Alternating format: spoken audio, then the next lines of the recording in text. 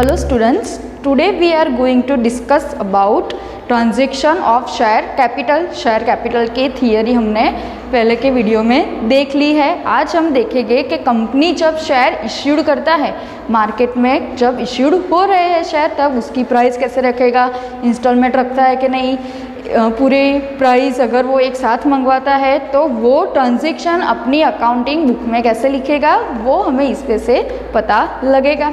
सो first है when share application money is received. First entry क्या आएगी, व्हेन शेयर एप्लीकेशन मनी। जब company application money क्या करेगी, रिसीव्ड करेगी, तब कंपनी क्या एंट्री लिखेगी, bank account debit to share application account. अब बैंक अकाउंट डेबिट क्यों आएगा, क्योंकि हमें पता है कि शेयर कैपिटल कंपनी के लिए क्या है, असेट कहलाती है। तो असेट के लिए हम कौन सा रूल अप्लाइड करते हैं, हमारा रियल अकाउंट का rule, what comes in debited and what goes out credited. So यहाँ पे पैसे कंपनी रिसीव्ड कर रही है, मनी रिसीव्ड कर रही है, इसीलिए बैंक अकाउंट क्या आएगा, डेबिट आएगा। और किसके पैसे रिसीव्ड कर रही है, तो एप्लीकेशन के, इसी वजह से एप्लीकेशन अकाउंट क्रेडिट होगा। So then exist application reject and money is to be refunded. कभी कभार क्या होता है कि कंपनी ने जितने शेयर इश्यूड किए हैं उससे ज़्यादा कंपनी एप्लीकेशन रिसीव्ड करती है। सपोज कंपनी ने 1 लाख इश्यूड किए हैं शेयर्स, बट कंपनी को 1,30,000 एप्लीकेशंस रिसीव्ड हो रही है, तो तब क्या करेगी कंपनी, वो जो एग्जिस्ट एप्लीकेशन होती है उसको वो क्या कर देगी, रिजेक्ट कर देगी, और उसके जो पैसे यहाँ पे मिले थे वो क्या कर देगी, रिफंड कर देगी। यानी कि जो शेयर होल्डर्स की एप्लीकेशन हमने एक्सेप्ट नहीं की उसके पैसे हम उनको वापस लौटा देंगे। तब क्या होगा, हमारा बैंक अकाउंट क्रेडिट होगा according to real account rule. What goes out credited, यहाँ से पैसे जा रहे हैं, यहाँ पे एप्लीकेशन के जो पैसे हमने रिसीव्ड किए थे वही पैसे हम यहाँ से वापस उनको लौटा रहे हैं, ड्यू टू हमने उनकी एप्लीकेशंस रिसीव्ड नहीं किए, रिजेक्ट कर दिए, उसी वजह से। तो क्या एंट्री होगी, share application account debit to bank account. Then third, share allotment is transfer to share capital. अब एग्जिस्ट एप्लीकेशन थी वो हमने रिजेक्ट कर दी, रिफंड कर दी। अब हमने जितने शेयर इश्यूड किए थे उसकी अमाउंट हम कहाँ पे ट्रांसफर करने वाले हैं, शेयर कैपिटल अकाउंट में। कहाँ पे ट्रांसफर करेंगे, शेयर कैपिटल अकाउंट में। तो क्या एंट्री होगी, share application account debit, application money हम ट्रांसफर कर रहे हैं शेयर कैपिटल अकाउंट में। सो टू शेयर कैपिटल अकाउंट। इन दोनों की हम कंबाइन एंट्री भी कर पाएंगे। आप देख सकते हो कि यहाँ पे शेयर एप्लीकेशन अकाउंट डेबिट है, वैसे ही थर्ड एंट्री में भी शेयर एप्लीकेशन अकाउंट डेबिट है, तो हम उन दोनों को कंबाइन करके एंट्री लिख पाएंगे। एंट्री क्या होगी, share application account debit, capital की अमाउंट ट्रांसफर करेंगे तो to share capital account, and bank account to bank account. यानी कि जो रिफंड करेंगे वो अमाउंट यहाँ पे लिखेंगे बैंक अकाउंट में, और जो ट्रांसफ़र करेंगे वो अमाउंट हम कहाँ पे लिखेंगे, शेयर कैपिटल अकाउंट में। हम सिंगल एंट्री भी कर सकते हैं 2 एंड 3rd नंबर की, और दोनों की कंबाइन एंट्री भी कर सकते हैं। हमें हमारी अंडरस्टैंड के हिसाब से एंट्रीज लिखनी होगी। Then fourth, when share allotment money is called from share holders. अब अलॉटमेंट हो गया, उसके बाद हम अलॉटमेंट मनी मंगवा रहे हैं, शेयर होल्डर्स को रिमेंबर करवा रहे हैं कि भाई अब टाइम आ गया है, उनको जो अलॉटमेंट हमने दिया था वो मनी अब वो हमें चुकवे। So share allotment account debit to share capital account. ये एंट्री किसकी कहलाएगी, रिमेंबर की कहलाएगी। कंपनी क्या करेगा, शेयर होल्डर्स को कॉल करेगा, मैसेज करेगा, मेल कर सकता है, कैसे भी करके वो शेयर अलॉटमेंट मनी मंगवाएगा। देन जब मनी रिसीव्ड हो गए, यानी कि when allotment money is received, अब कंपनी को अलॉटमेंट मनी रिसीव्ड होने वाले, अगेन बैंक अकाउंट डेबिट, किसके पैसे मिल रहे हैं, तो अलॉटमेंट के मिल रहे हैं, तो equity share allotment account credit होगा। Then when share first, second और final call money is called from shareholder, जैसे हमने अलॉटमेंट मनी मंगवाए वैसे ही कंपनी क्या करेगी, फर्स्ट कॉल हो, सेकेंड कॉल हो या फाइनल कॉल हो, उसके पैसे कंपनी मंगवाएगी शेयर होल्डर्स के पास से। तो रिमेंबर की एंट्री हुई है कॉल्स की। सो शेयर फर्स्ट, सेकेंड और final call account debit to share capital account. अब जब मनी रिसीव्ड हो गई, यानी कि when call money is received, share holders अब पेमेंट कर रहे हैं, जो फर्स्ट कॉल था या सेकेंड कॉल था या तो फाइनल कॉल था, तो बैंक अकाउंट डेबिट। ऑब्वियसली पैसे आने वाले हैं कंपनी के पास, तो वो अपना बैंक अकाउंट क्या करेगा, डेबिट करेगा टू शेयर फर्स्ट। अगर फर्स्ट कॉल के आ रहे हैं तो फर्स्ट कॉल अकाउंट, सेकंड के आ रहे हैं तो सेकंड कॉल अकाउंट, और फाइनल के आ रहे हैं तो फाइनल कॉल अकाउंट। ये 7 ट्रांजेक्शन है, ये 6th और 7th। अगर हमको फर्स्ट कॉल, सेकेंड कॉल और फाइनल कॉल इंडिविजुअली दिए हैं तो इसकी एंट्री हम इंडिविजुअली करेंगे, बट एंट्री में कोई चेंजेस नहीं आने वाला है। एंट्रीज तो एज इट इज़ ऐसे ही होने वाली है। अगर फर्स्ट होगा तो फर्स्ट कॉल लिखेंगे, सेकंड होगा तो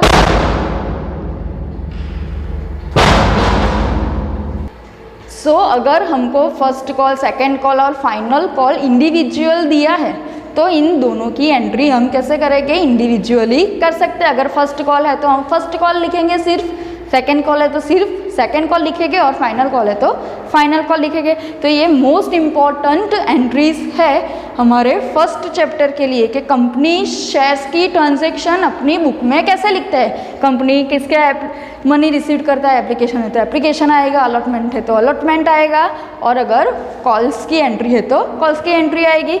अब हम एक एग्जाम्पल देख लेते हैं कि A company limited issued 1 lakh shares.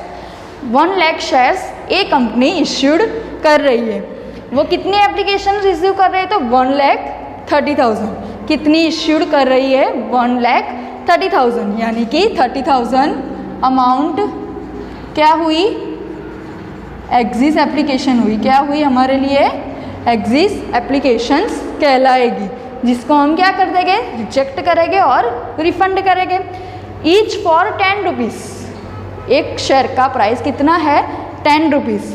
Means total कितनी कैपिटल होगी, शेयर कैपिटल होगी 1 लाख इंटू 10, यानी कि 10 लाख शेयर कैपिटल कंपनी के पास इकट्ठी होने वाली है।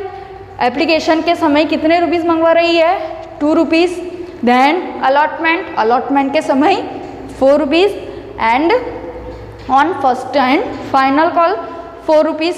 यानी कि ये कंपनी ने 3 इंस्टॉलमेंट क्रिएट किए हैं, एक साथ ही अमाउंट नहीं मंगवा रही, पर अलग अलग इंस्टॉलमेंट के साथ अमाउंट कंपनी मंगवा रही है।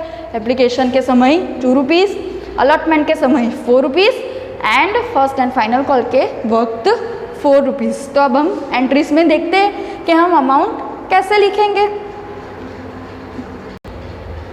अब हम एग्जाम्पल को एंट्री में देख लेते हैं। फर्स्ट एंट्री क्या है हमारी, when share application money is received. Company ने कितनी एप्लीकेशन रिसीव्ड की है, 1,30,000। कितनी की है, 1,30,000। तो बैंक में अमाउंट कितनी आएगी, 1,30,000 इंटू एप्लीकेशन के समय कितने रुपीज़ मंगवा रही है, 2 रुपीज़, तो 2 रुपीज़, यानी कि 2,60,000 अमाउंट आने वाली है कंपनी के पास एप्लीकेशन के समय। देन एक्सिस एप्लीकेशन रिजेक्ट करेंगे। कितनी एक्सिस एप्लीकेशन है हमारे पास, 30,000। कितनी है, 30,000। तो यहाँ पे हम कितनी पैसे वापस देने वाले, कितने शेयर्स के, तो 30,000 के। अमाउंट कितनी आएगी, तो 2 रुपीज़, क्योंकि हमको सिर्फ 2 रुपीज़ ही मिले हैं। तो 30,000 इंटू 2, यानी कि बैंक में हमारे पास यहाँ पे जो 2,60,000 रुपीज़ आए थे, उसमें से हम कितने पैसे रिफंड करने वाले हैं, तो 60,000। 30,000 शेयर्स के 2 रुपीज़, यानी कि अब हमारे पास एप्लीकेशन मनी कितनी बची, 2,60,000 माइनस 60,000, 2 लाख बची। तो वो 2 लाख एप्लीकेशन की अमाउंट हम कहाँ पे ट्रांसफ़र करेंगे, हमारे शेयर कैपिटल अकाउंट में। तो शेयर कैपिटल अकाउंट में कितनी अमाउंट आएगी, 2 लाख अमाउंट आएगी। देन ऑन अलॉटमेंट, अलॉटमेंट के समय कंपनी कितने रुपीज़ मंगवा रही है, तो 4 रुपीज़ मंगवा रही है। अब हम यहाँ पे रिमेंबर करवाएंगे हमारे शेयर होल्डर्स को कि भाई हमने आपको आपके शेयर अलॉट कर दिए हैं, अब आप हमें अलॉटमेंट मनी पे कर कीजिए। कितने शेयर हमने इश्यूड किए हैं, 1 लाख। कितनी अमाउंट आएगी, 1 लाख। कितने रुपीज़ है अलॉटमेंट के समय, 4 रुपीज़। कितने रुपीज़ है, 4 रुपीज़, तो अमाउंट कितनी आएगी 4 रुपीज़। मीन्स यहाँ पे कंपनी को कितनी अमाउंट मिलने वाली है 4 लाख अमाउंट कंपनी रिसीव्ड करेगा। किस वक्त? शेयर अलॉटमेंट के वक्त। मीन्स यहाँ पे बैंक में कितनी अमाउंट आएगी 4 लाख। जो अलॉटमेंट अमाउंट है 4 रुपीज़, वो अमाउंट यहाँ पे मिलने वाली है, कंपनी रिसीव्ड करेगी। वैसे ही फर्स्ट एंड फाइनल कॉल के वक्त कंपनी ने कितने रुपीज़ मंगवाए हैं 4 रुपीज़ मंगवाए हैं, तो कितनी अमाउंट आएगी 1 लाख इंटू 4। यहाँ पे भी 4 है, 4 रुपीज़ है, तो यहाँ पे भी अमाउंट कितनी आएगी 4 लाख ही आने वाली है।